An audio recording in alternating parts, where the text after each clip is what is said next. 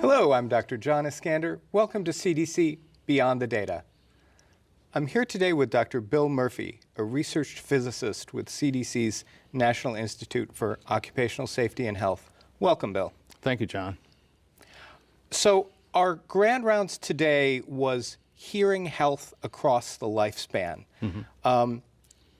What can you tell us to begin with about what is the scope of hearing loss as a public health problem?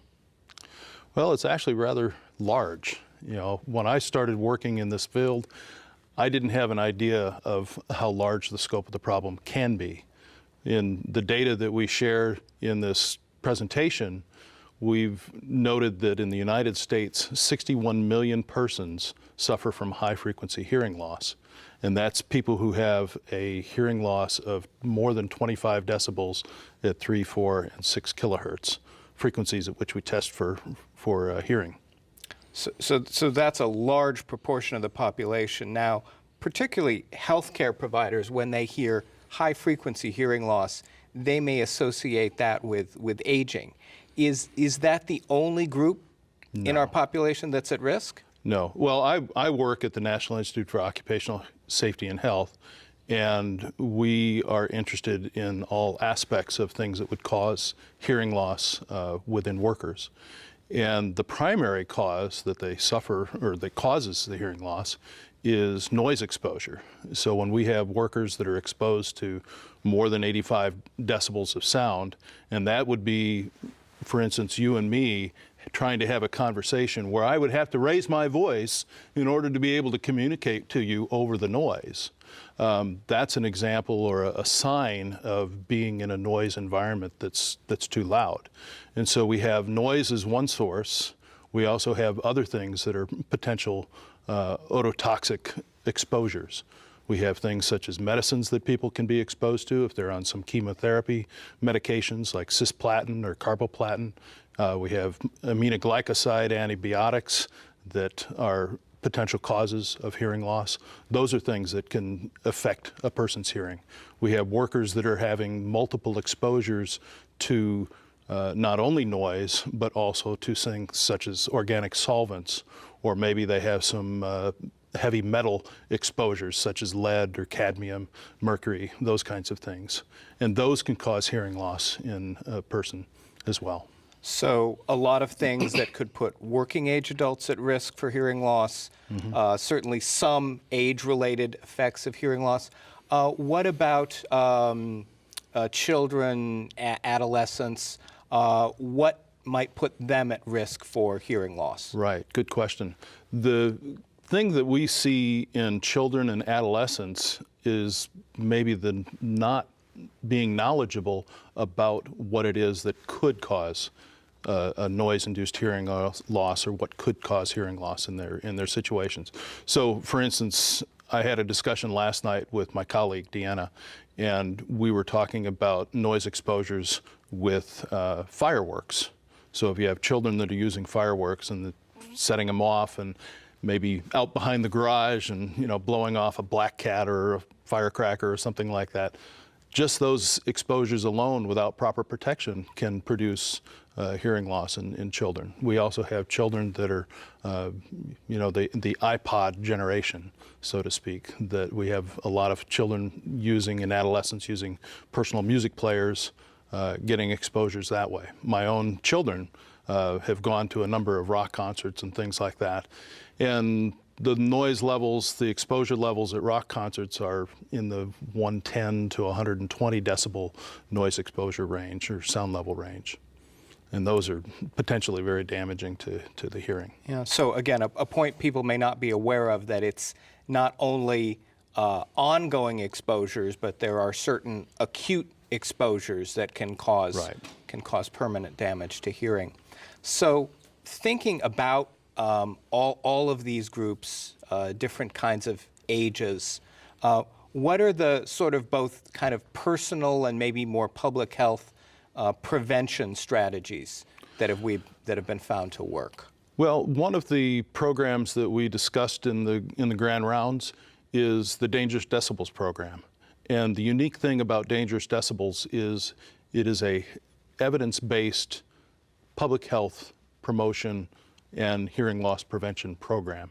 And the idea is to get children involved, get them to understand what it is about the auditory system and how it can be affected by noise, and to make them aware of the fact that, at least at this point in time, if you lose your hearing, it's gone.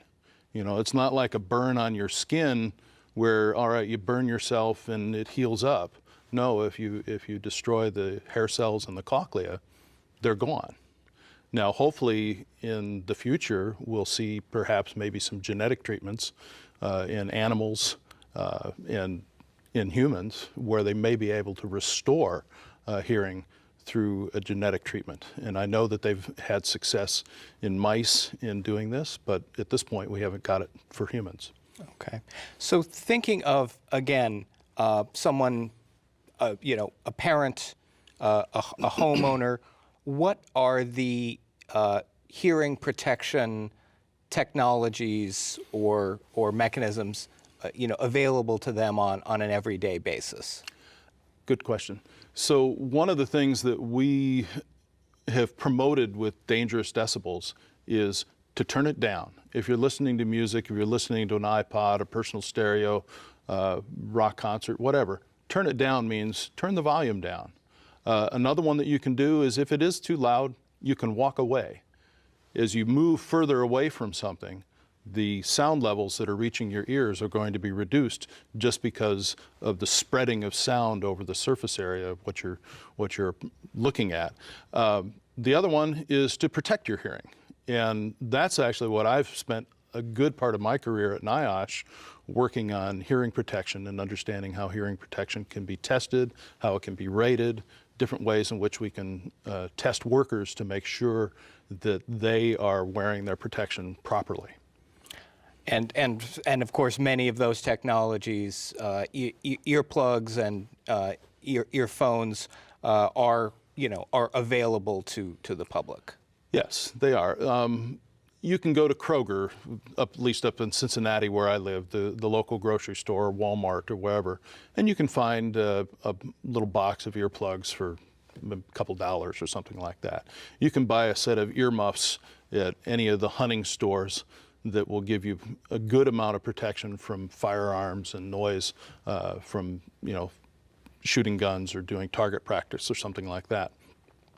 But there are other devices that are available for people who need to have better communication. And that's one of the things that we worry about with workers and their ability to communicate on the job. If they have a hearing critical job, if they can't hear that warning sound, then they're in danger of perhaps even being run over or even killed. They say that hearing loss doesn't kill. Well, all right, it's not the hearing loss that kills you. It's the steamroller or whatever that runs over you, or it's the dump truck that runs over you that could kill you. But it's the fact that you didn't hear it, you didn't hear that warning sound. That's where hearing loss is so important for the workers, as well as for children and such. Okay. Yeah, I think one of the points that will stick with me is that idea, if you just sort of turn your volume on your music player down to 60%, mm-hmm. That's a safe level for long-term listening. That tends to be a good level to shoot for. It doesn't need to be super loud. Now I look at my kids, and actually they're pretty good about it because I've raised them from day one. If you're going to work around the power tools, you put your earmuffs on. If you're going to be doing something with sanding, you put your respirator and your dust mask on and protect your lungs and protect your ears, protect your eyes, those kinds of things. And really the point is that you need to use protection consistently and correctly every time. If you're wearing earplugs and you just there was one of the guys at the airport, he had them behind his ears. Well, they're not supposed to be behind your ears, they're supposed to be in your ears. And now, granted, he wasn't in noise, he was walking between one place and another. But I've seen that in many cases where, the earplugs, and they're out working around the airplane, they're hanging around their neck. Well, that's not doing them any good. You need to wear it correctly and consistently every time you're exposed to noise. So lots of good take-home information, and for more information, people could look to either the NIOSH website or the Dangerous Decibels website. Yeah, that'd be a good place to start. We have a lot of information on NIOSH. Of course, most of that is oriented towards the occupational side, but the take-home message is the things that you do at work, at least with noise, the exposures that you have at work, they translate to the home. You know, for carpenters, one of the things that we found, if you plug it in, it's going to probably be over this 85 decibel occupational exposure recommended exposure limit. And so if you plug it in, you need to be wearing protection. And the same thing at home. If you've got a lawnmower, if you've got a leaf blower, if you're using a chainsaw or a circular saw, that kind of a thing, yeah, you should wear protection. All right. I appreciate you sharing all of this very practical information with us. Well, thank you very much for joining us, Dr. Murphy. My pleasure. Please join us next time for CDC's Beyond the Data.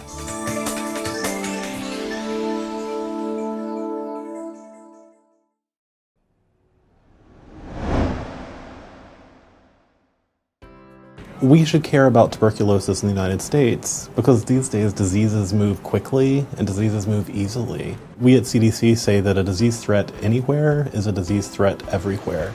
Because of the way that people move across our globe, which is more frequent and more rapid than ever before, if someone has an infection, whether it's TB or something else, those infections can move across boundaries in ways that are really exceptional. We have done a really good job with TB control and TB treatment here at home. We do even better if we can prevent that from occurring. If we and other governments can strengthen their national TB programs and the activities that they are implementing on the ground to cure TB, that risk is eliminated. While many people like pet reptiles, some are riskier than others. Here's what you need to know about tiny turtles. Any turtle can carry germs, like salmonella, that can make people sick. You can get salmonella from turtles by touching them, their tank water, or the areas they live and roam in. You can't see germs like salmonella. Turtles can look healthy and clean but still carry germs. Tiny turtles, which have shells smaller than 4 inches long, are especially dangerous. Contact with tiny turtles has been linked to several large outbreaks of salmonella infection, making more than 400 people sick, mostly young kids. If you buy a pet turtle, get it from a pet store you trust. Only buy a turtle with a shell longer than 4 inches. Here's how to handle your pet turtle safely. Always wash your hands after handling it or touching areas where it lives and roams, especially tank water. Don't bathe it or clean its tank in your kitchen or bathroom.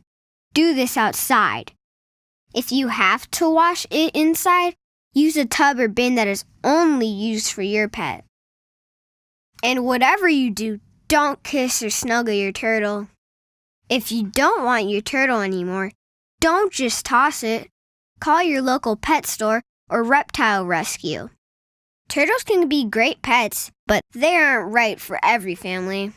Families that include kids younger than 5, adults over 65, or those with weak immune systems should consider a different pet. For more information, visit cdc.gov/healthypets.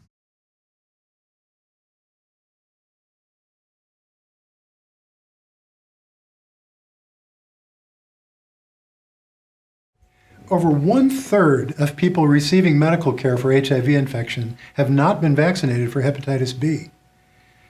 And only 1 in 10 of these vaccination candidates receives a dose of hepatitis B vaccine during 1 year of ongoing HIV care.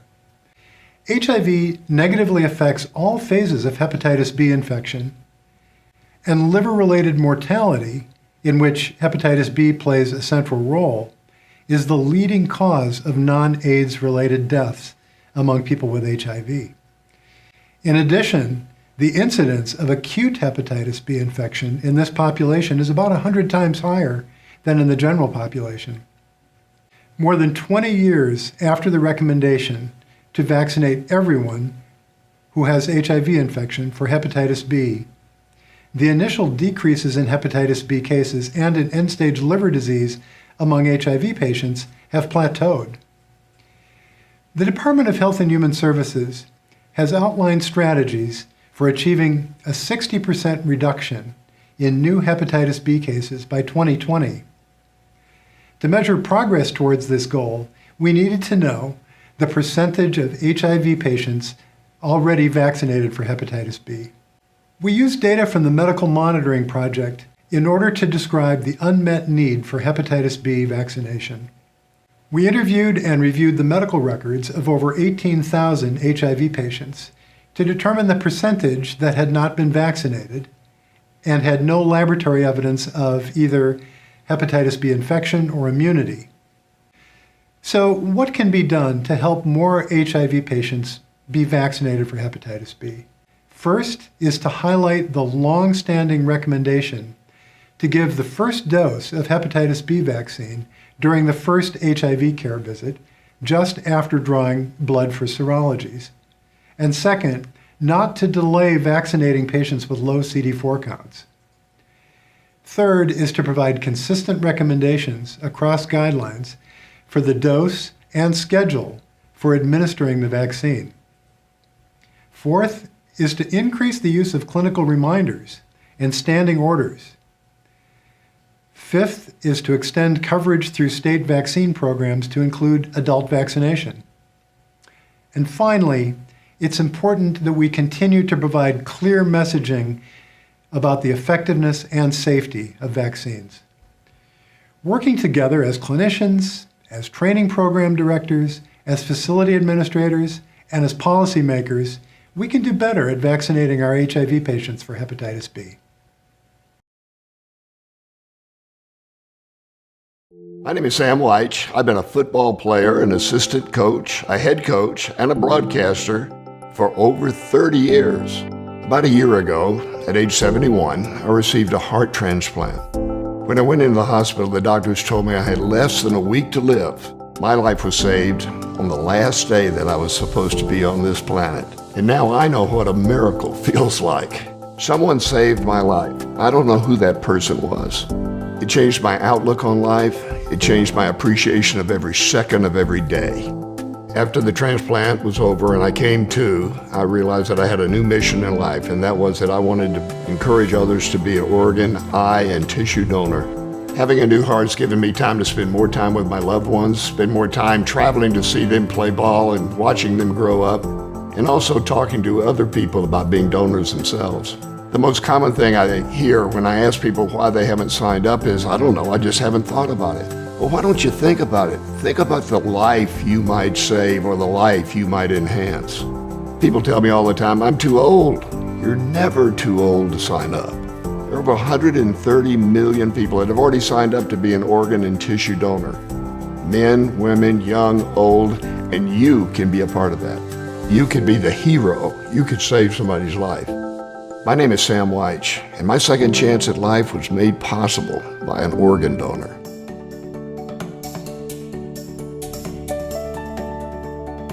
We give HPV vaccine to children at 11 or 12 years of age.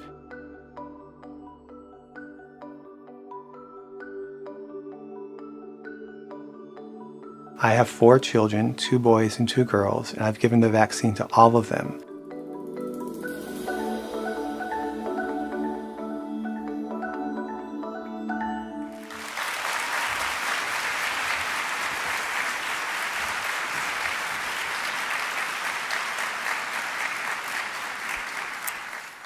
This is where I used to live for 6 years before I joined the EIS class of 2016. It was beautiful, but it was also very remote. And I learned some things by living in such a rural area.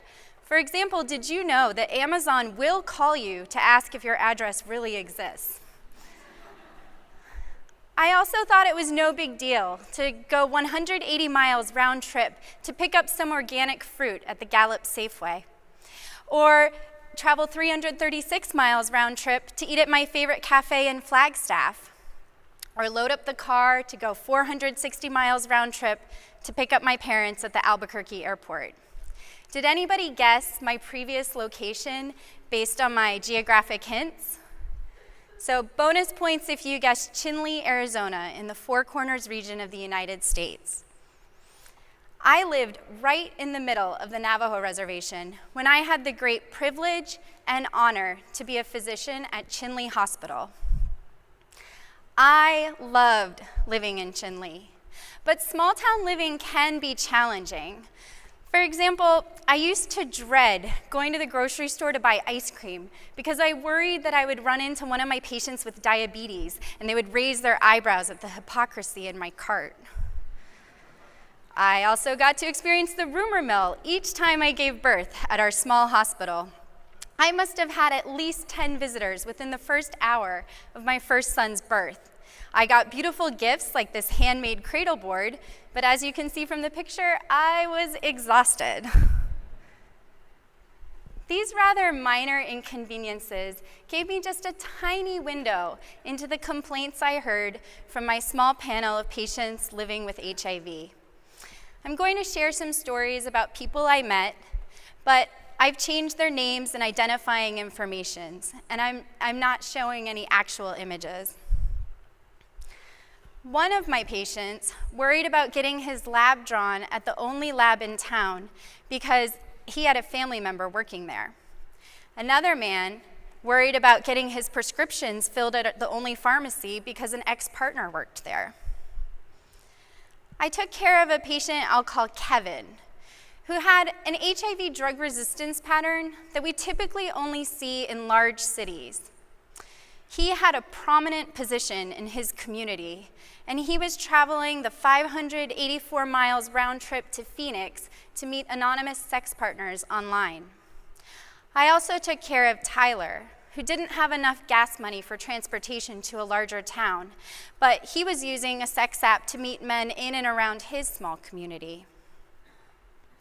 As a clinician, I cared deeply about each of these men, not just about their HIV viral load and medications, but about what it meant to be a member of a marginalized population living with a stigmatizing infection in a small community.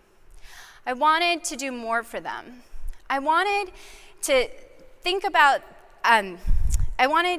prevent HIV infection in other men who have sex with men. But I didn't quite have enough information or knowledge to think about their plight on a population level. So I joined EIS. So this is a grainy picture of me on the first day of EIS conference when I was an incoming officer. I think I look pretty nervous about the upcoming match process. But becoming an EIS officer was a way to shift my expertise from improving individual lives to improving the health of populations. I joined the Division of HIV/AIDS Prevention, seeking answers and new skills to better help these patients and other men like them. I hit the jackpot when I got to travel to New York City on an EpiAid to expand access to HIV pre-exposure prophylaxis, or PrEP.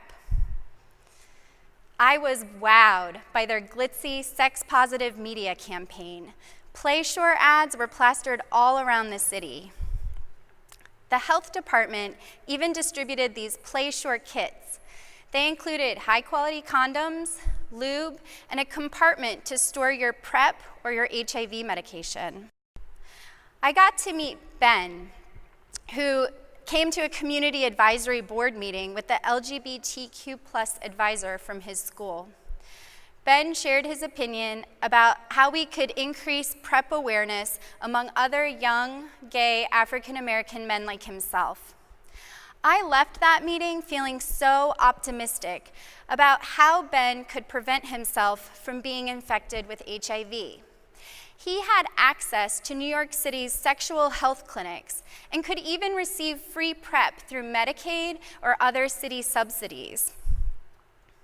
His state has committed $5 million to end the AIDS epidemic, and his future is looking bright. Later in EIS, I had the opportunity to investigate an increase in HIV, mostly among MSM, in rural West Virginia. Those country roads felt like they were taking me home to my small town physician roots. But it was humbling and heartbreaking to hear the stories of the men in this investigation. I met Andy, who told me that the waiting room of his HIV doctor's office felt like a fishbowl, and he worried that people would figure out his diagnosis and beat him up.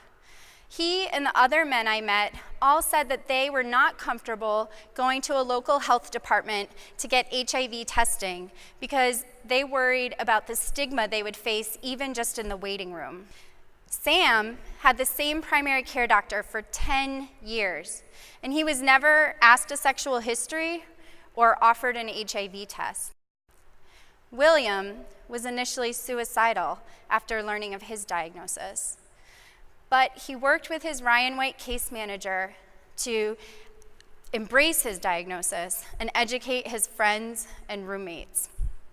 In fact, he even invited his case manager over for a pizza party, and together they taught basic HIV facts like you can't get HIV from sharing a toilet seat, and shaking my hand will not give you HIV. He also took an amazing next step and educated his friends about PrEP, and he even convinced 2 of them to ask their primary care doctor to start them on it, and she did. We had many conversations with medical providers during this investigation. Most were not disapproving of men who have sex with men, but a few were. And the challenge for gay men living in rural West Virginia is that they had no way of telling which places were safe to disclose their true sexual history. We brainstormed with them, and we brainstormed with the medical providers. Some providers were open to the idea of displaying a rainbow flag in a window or on an ID badge to indicate that this was a safe space. This small gesture does not solve the small town problem of being seen by nosy neighbors while you're sitting in a busy clinic waiting room, but it's a start. While stigma cannot be changed overnight, I was encouraged by the innovative use of technology to increase HIV prevention efforts in rural West Virginia. The West Virginia Department of Health and Human Resources partnered with CDC to create a geo-targeted HIV testing advertisement that showed up on sex apps when people were located in the zip codes included in our investigation. The most exciting part about this innovation is that it worked. Tim told us that his friends saw the advertisements and decided to get tested. We still need to remove more barriers to HIV testing in small towns. We brainstormed strategies like home HIV test kits or meeting a person in a discrete location to perform a field HIV test. These small town challenges might just breed innovations that could change the direction of HIV testing. My experience in the field of HIV has shown me that MSM living in rural areas face very different challenges than MSM living in cities with access to more resources. But I feel hopeful that if the HIV prevention community starts paying more attention to the unique circumstances for rural MSM, we can find creative, innovative solutions to end the HIV epidemic, even in the most remote corners of the country. Thank you.